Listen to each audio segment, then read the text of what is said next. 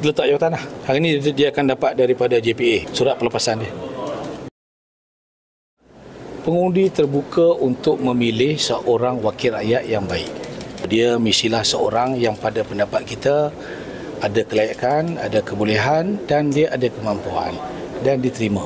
Itu bukanlah isunya kepada saya. Yang penting ialah kita mengetengahkan seorang calon yang pada pendapat kita calon itu mampu untuk berfungsi sebagai seorang wakil rakyat yang baik. Ya. Tu. Jadi kita kepada pengundi-pengundi muda kita beritahu inilah orang yang pada pendapat kita. Jadi kita minta mereka memberi sokongan lah. Ya, saya tak terikat dengan isu semua kepada saya. Calon jawab awam. Jadi sebelum letak jawatan lah. Hari ini dia akan dapat daripada JPA, surat pelepasan dia. Sebab yang penting calon saya ini calon yang berwibawa. Okey, jadi saya sebut tadi dia akan menyambung tugas-tugas baik yang telah dibuat oleh arwah Syam Syarudin.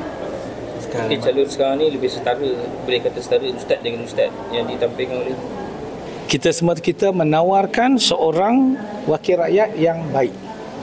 Baik ni pun subjektif. Ya, subjektif. Tapi kita harap pengundi-pengundi ni dengan rasionalnya memilih.